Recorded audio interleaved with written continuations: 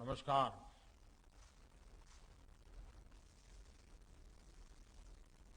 महामंडलेश्वर कंकेश्वरी देवी जी और राम कथा आयोजन से जुड़े सभी महानुभाव, गुजरात की इस धर्मस्थली में उपस्थित सभी साधु संत, महंत, महामंडलेश्वर एससी ट्रस्टा नंदा ट्रस्ट के सदस्यगण, अन्य विद्वान और श्रद्धालुगण, देवी और सज्जनों, हनुमान जयंती के पावन अवसर पर आप सभी को, समस्त देशवासियों को बहुत बहुत शुभकामनाएं। इस पावन अवसर पर आज मोरबी में हनुमान जी की इस भव्य मूर्ति का लोकार्पण हुआ है। ये देश और दुनिया भर के हनुमान भक्तों के लिए, राम भक्तों के लिए बहुत सुखदायी है। आप सभी को बहुत बहुत बधाई। साथियों, रामचरितमानस में कहा गया है, बिनु हरि कृपा, बिनु हरि कृपा मिल ही नहीं संता। यानी ईश्वर की कृपा के बिना संतों के दर्शन दुर्लभ होते हैं। मेरा यह सौभाग्य है कि बीते कुछ दिनों के भीतर मुझे मां अंबाजी, उमिया माता धाम, मां अन्नपूर्णा धाम का आशीर्वाद लेने का मौका मिला है। अब आज मुझे मोरबी में हनुमान जी के इस कार्य से जुड़ने का, संतों के समागम का हिस्सा बनने का अवसर मिला है। भाइयों और बहनों, मुझे बताया गया है कि हनुमान जी की इस तरह की 108 फीट ऊंची प्रतिमा देश के 4 अलग अलग कोने में स्थापित की जा रही है। शिमला में ऐसी ही एक भव्य प्रतिमा तो हम पिछले कई वर्षों से देख रहे हैं। आज यह दूसरी प्रतिमा मोरबी में स्थापित हुई है। 2 अन्य मूर्तियों को दक्षिण में रामेश्वरम और पश्चिम बंगाल में स्थापित करने का कार्य चल रहा है, ऐसे मुझे बताया गया। साथियों, ये सिर्फ हनुमान जी की मूर्तियों की स्थापना का ही संकल्प नहीं है, बल्कि ये एक भारत श्रेष्ठ भारत के संकल्प का भी हिस्सा है। हनुमान जी अपनी भक्ति से, अपने सेवा भाव से सबको जोड़ते हैं। हर कोई हनुमान जी से प्रेरणा पाता है। हनुमान वो शक्ति और संबल है जिन्होंने समस्त वनवासी प्रजातियों और वन बंधुओं को मान और सम्मान का अधिकार दिलाया। इसलिए एक भारत श्रेष्ठ भारत के भी हनुमान जी एक अहम सूत्र है। भाइयों और बहनों, इसी प्रकार राम कथा का आयोजन भी देश के अलग अलग हिस्सों में लगातार होता रहता है। भाषा, बोली जो भी हो, लेकिन राम कथा की भावना सभी को जोड़ती है। प्रभु भक्ति के साथ एकाकार करती है। यही तो भारतीय आस्था की, हमारे अध्यात्म की, हमारी संस्कृति, हमारी परंपरा की ताकत है। इसने गुलामी के मुश्किल कालखंड में भी अलग अलग हिस्सों को, अलग अलग वर्गों को जोड़ा, आजादी के राष्ट्रीय संकल्प के लिए एकजुट प्रयासों को सशक्त किया। हजारों वर्षों से बदलती स्थितियों के बावजूद भारत के अड़िग अटल रहने में हमारी सभ्यता, हमारी संस्कृति की बड़ी भूमिका रही है। भाइयों और बहनों, हमारी आस्था, हमारी संस्कृति की धारा सद्भाव की है, समभाव की है, समावेश की है। इसलिए जब बुराई पर अच्छाई को स्थापित करने की बात आई तो प्रभु राम ने सक्षम होते हुए भी, खुद से सब कुछ करने का सामर्थ्य होने के बावजूद भी उन्होंने सबका साथ लेने का, सबको जोड़ने का, समाज के हर तबके के लोगों को जोड़ने का, छोटे बड़े जीव मात्र को उनकी मदद लेने का और सबको जोड़ करके उन्होंने इस काम को संपन्न किया। और यही तो है सबका साथ सबका प्रयास। ये सबका साथ सबका प्रयास का उत्तम प्रमाण प्रभु राम की ये जीवन लीला भी है, जिसके हनुमान जी बहुत अहम सूत्र रहे हैं। सबका प्रयास की इसी भावना से आजादी के अमृत काल को हमें उज्जवल करना है, राष्ट्रीय संकल्पों की सिद्धि के लिए जुटना है। અને આજે જ્યારે મોરબીમાં કેશવાનંદ બાપુની આ તપોભૂમિ પર આપ સૌના દર્શન કરવાનો મોકો મળ્યો છે, ત્યારે તો આપણે તો સૌરાષ્ટ્રમાં દિવસમાં કદાચ 25 વાર સાંભળતા હોઈશું કે આપણી આ સૌરાષ્ટ્રની ધરતી સંતની ધરતી, સુરાની ધરતી, દાતાની ધરતી, संत सुरा અને દાતાની આ ભૂમિ એ આપણા કાઠિયાવાડની, આપણા ગુજરાતની અને એક પ્રકારે આપણા ભારતની આગવી ઓળખ પણ છે। મારે માટે ખોખરા હનુમાન ધામ એક પ્રકારે નિજી ઘરેબાવાળી જગ્યા છે।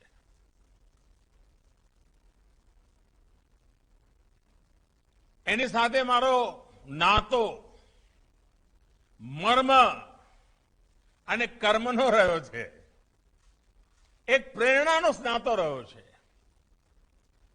વર્ષો પહેલા જ્યારે જ્યારે મોરબી આવવાનું થયું, કાર્યક્રમો ચાલે ને સાંજ પડે તો એમ થાય કે હાલો જરા હનુમાન ધામ જઈ આવીએ, પૂજ્ય બાપુ પાસે 5-15 મિનિટ વિતાવીએ, એમના હાથે કાંઈ પ્રસાદ લેતા આવીએ।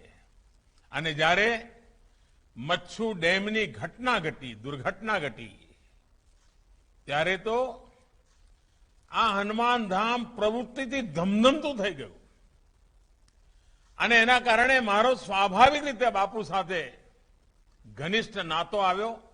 અને એ દિવસોમાં ચારે તરફથી લોકો જ્યારે સેવા ભાવથી કામ માટે આવતા, ત્યારે આ બધા સ્થાન હતા, મથક બની ગયા કે જ્યાંથી મોરબીના ઘેર ઘેર મદદ પહોંચાડવાનું કામ ચાલતું હતું। એક સામાન્ય સ્વયંસેવકના નાતે મને લાંબો સમય તમારી બધાની વચ્ચે રહીને એ દુઃખની ઘડીમાં આપની સાથે રહેવાનું, આપના માટે જે કંઈ ચાલતું હતું એમાં જોડાવાનું મને સૌભાગ્ય મળ્યું હતું। અને એ વખતે પૂજ્ય બાપુ સાથે જે વાતો થતી હતી એમાં મોરબી આનાથી પણ ભવ્ય બનાવવું છે ભાઈ। ઈશ્વરની ઈચ્છા હતી, આપણી કસોટી થઈ ગઈ એમ કે બાપુ। અને હવે આપણે અટકવાનું નથી, બધાએ લાગી પડવાનું છે. બાપુના શબ્દો બહુ ઓછું બોલતા પણ સરળ ભાષામાં વાત મૂકતા. આધ્યાત્મની દ્રષ્ટિથી પણ માર્મિક વાત કરવાની પૂજ્ય બાપુની વિશેષતા રહી હતી. ત્યાર પછી પણ અનેક વાર એમના દર્શન કરવાનું સૌભાગ્ય મળ્યું. અને જ્યારે ભુજમાં અને કચ્છમાં ભૂકંપ આવ્યો, હું એમ કહી શકું કે મોરબીની દુર્ઘટનામાંથી જે પાઠ ભણ્યા હતા, જે શિક્ષણ લીધું હતું, આવી પરિસ્થિતિમાં કેવી રીતે કામ કરાય, એનો જે અનુભવ હતો એ ભૂકંપની અંદર કામ કરવામાં લેખે લાગ્યો. અને એટલા માટે હું આ પવિત્ર ધરતીનો વિશેષ ઋણી છું. કારણ જ્યારે પણ મોટી સેવા કરવાનો મોકો આવ્યો તો મોરબીના અનુભવો આજે પણ એ સેવા ભાવથી કામ કરવાની પ્રેરણા આપે છે. અને જેમ ભૂકંપ પછી કચ્છ ઝળહળી ઉઠ્યું છે, એવું જ આફતને અવસરમાં પલટવાની ગુજરાતીઓની જે આગવી તાકાત છે એ મોરબીએ પણ બતાવી. આજે આપે જુઓ, ચીની માટીના ઉત્પાદકો આપણા ટાઇલો બનાવવાનું કામ કહો, ઘડિયાળનું કામ કહો, તો મોરબી આવી એક ઔદ્યોગિક પ્રવૃત્તિનું પણ કેન્દ્ર બની ગયું. નહીં તો પહેલા બચ્છુ ડેમ પહેલા ચારે તરફ ઈંટોના ભઠ્ઠા સિવાય કઈ દેખાતું નહોતું. મોટી મોટી ચીમનીઓ અને ઈંટોના ભઠ્ઠા. આજે મોરબી આન બાન શાન સાથે ઉભું છે. અને હું તો પહેલા પણ કહેતો હતો કે એક બાજુ મોરબી, બીજી બાજુ રાજકોટ અને ત્રીજી બાજુ જામનગર. જામનગરનો બ્રાસ ઉદ્યોગ, રાજકોટનો એન્જિનિયરિંગ ઉદ્યોગ અને મોરબીનો ઘડિયાળનો ઉદ્યોગ કહો કે આપણા સિરેમિકનો ઉદ્યોગ કહો, આ ત્રણેયનો ત્રિકોણ જોઈએ તો એમ લાગે કે જાણે એક નવું મિની જાપાન આપણે ત્યાં સાકાર થઈ રહ્યું છે. અને આ વાત હું આજે જોઈ રહ્યો છું કે એક એવો સૌરાષ્ટ્રની અંદર એક એવો આ ત્રિકોણ ઉભો થયો છે. અને હવે તો એમાં કચ્છ પણ પડખે ઉભેલું કચ્છ પણ ભાગીદાર બની ગયું છે. આનો જેટલો આપણે ઉપયોગ કરીએ અને જે રીતે મોરબીમાં ઇન્ફ્રાસ્ટ્રક્ચરનો વિકાસ થયો છે, મુખ્ય રીતે બધી સાથે જોડાઈ ગયું છે. આ અર્થમાં મોરબી, જામનગર અને રાજકોટ અને આ બાજુ કચ્છ એક પ્રકારે રોજગારની નવી તકો ઊભી કરનારું એક સામર્થ્યવાન નાના ઉદ્યોગોથી ધમધમતું કેન્દ્ર બનીને ઉભર્યું છે. અને જોત જોતામાં મોરબી એક મોટા શહેરનું રૂપ લેવા માંડ્યું અને મોરબીએ પોતાની આગવી ઓળખ ઊભી કરી. આજે દુનિયાના અનેક દેશોમાં મોરબીની પ્રોડક્ટ પહોંચે છે. એના કારણે લોકોને મોરબીની ઓળખ થઈ ગઈ છે. અને આ ઓળખ આ ધરતી પર જે સંતો, મહંતો, મહાત્માઓ એને કઈ ને કઈ જ્યારે સાવ સામાન્ય જીવન હતું ત્યારે પણ એમણે તપ કર્યા, આપણને દિશા આપી અને એનું આ પરિણામ છે. એ પરિણામને લઈને અને આપણું ગુજરાત તો જ્યાં જુઓ ત્યાં કઈ ને કઈ આસ્થાનું, શ્રદ્ધાનું કામ ચાલતું જ હોય.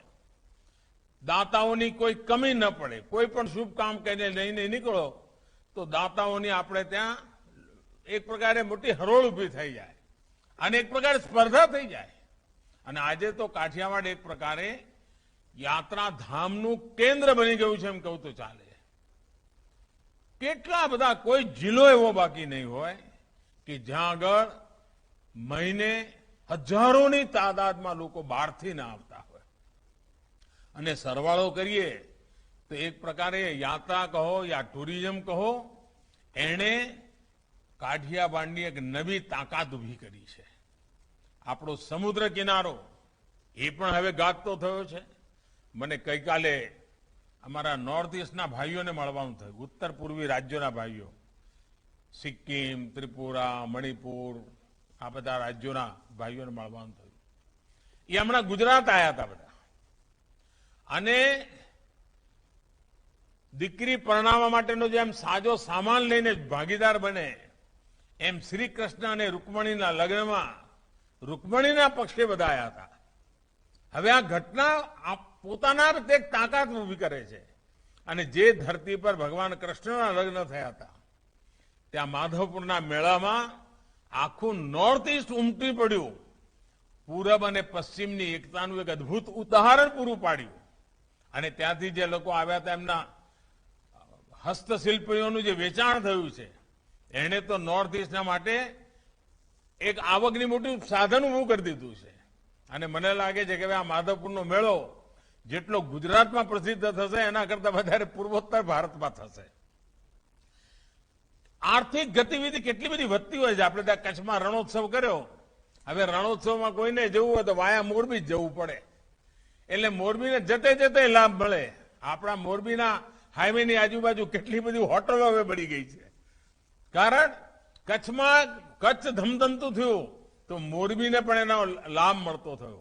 એને વિકાસ જ્યારે થતો હોય છે અને આ પ્રકારના પાયાના વિકાસ થતા હોય છે ત્યારે એ લાંબા ગાળાની સુખાકારીનું કારણ બનતા હોય છે. લાંબા ગાળાની સુખ વ્યવસ્થાનું એક ભાગ બની જતા હોય છે. હવે આપણે ગિરનારમાં રોપવે કર્યો. આજે વડીલો પણ જેમણે જીવનમાં સપનું જોયું હોય પણ ગિરનાર ના જઈ શક્યા હોય કઠિન ચઢાઈના કારણે હવે રોપવે કર્યો તો કેટલો બધો મને બધા કહે છે કે સાહેબ 80-90 વર્ષના બધા વડીલો લઈને એમના સંતાનો આવે છે અને જીવનમાં ધન્યતા અનુભવે છે. પણ આની સાથે સાથે શ્રદ્ધા તો છે જ પણ આવકના પણ ભરપૂર સાધનો પેદા થતા હોય છે. રોજગારી મળતી હોય છે. અને ભારતની પોતાની તાકાત એટલી મોટી છે કે આપણે કશું પણ ઉછીનું લીધા વિના ભારતના ટુરિઝમને ખૂબ વિકસાવી શકીએ એમ છીએ. એને સાચ અર્થમાં સારી રીતે પ્રસારિત કરીએ. અને એના માટેની પહેલી શરત છે જેટલા પણ આવા તીર્થક્ષેત્રો છે ને ત્યાં એવી સફાઈ હોવી જોઈએ કે લોકોને ત્યાંથી સફાઈ રાખવાનું શિક્ષણ મળવું જોઈએ. નહીં તો પહેલા આપણને ખબર છે મંદિરમાં જઈએ તો પ્રસાદના કારણે પણ એટલી બધી ત્યાં આગળ તકલીફો થતી હોય. હવે તો મેં જોયું છે કે આપણા મંદિરોમાં પ્રસાદ પણ સરસ મજાના પેકિંગમાં આપે. જ્યારે મેં કહ્યું કે ભાઈ પ્લાસ્ટિક નહીં વાપરવાનું તો મંદિરોમાં હવે પ્રસાદ પ્લાસ્ટિકમાં નથી આપતા મોટા ભાગના મંદિરો ગુજરાતમાં. એનો અર્થ એ થયો કે આપણા મંદિરો પણ આપણા સંતો મહંતો એ પણ જેમ સમાજ બદલાય છે સંજોગ બદલાય છે એ સંજોગને અનુરૂપ કેવી રીતે સેવા કરવી એના માટે લગાતાર કામ કરતા હોય છે અને પરિવર્તન લાવતા હોય છે. આપણા બધાનું કામ છે કે આપણે એમાંથી કંઈક શીખીએ, આપણા જીવનમાં ઉતારીએ અને આપણા જીવનની અંદર એનો સૌથી વધારે લાભ લઈએ. આ આઝાદીના અમૃત મહોત્સવનો સમય છે. અનેક મહાપુરુષોએ દેશની આઝાદી માટે બલિદાન આપ્યા. પરંતુ એના પહેલા એક બાબત ધ્યાને રાખવા જેવી છે કે 1857 પહેલા આઝાદીની જે આખી પીઠિકા ઉભી કરી, જે આધ્યાત્મિક ચેતનાનું વાતાવરણ ઉભું કર્યું, આ દેશના સંતોએ, મહંતોએ, ઋષિઓએ, મુનિઓએ, ભક્તોએ, આચાર્યોએ અને જે ભક્તિ યુગ પ્રારંભ થયો એ ભક્તિ યુગે ભારતની ચેતનાને ફરી એકવાર પ્રજ્વલિત કરી અને એમાંથી પછી આઝાદીના આંદોલનને એક નવી તાકાત મળી. આપણે ત્યાં સંત શક્તિ, સાંસ્કૃતિક વિરાસત એનું પોતાનું એક સામર્થ્ય રહ્યું છે જેને હંમેશા સર્વજન હિતાય, સર્વજન સુખાય, સર્વજન કલ્યાણ માટે થઈને સમાજ જીવનમાં કંઈ ને કંઈ કામ કર્યું છે. અને એટલા માટે આપણા માટે તો હનુમાનજીને યાદ રાખવાનો મતલબ જ એ છે કે સેવા ભાવ, સમર્પણ ભાવ. હનુમાનજીએ આ જ શીખવાડ્યું છે. હનુમાનજીની ભક્તિ સેવા પૂર્તિના રૂપે હતી. હનુમાનજીની ભક્તિ સમર્પણના રૂપે હતી.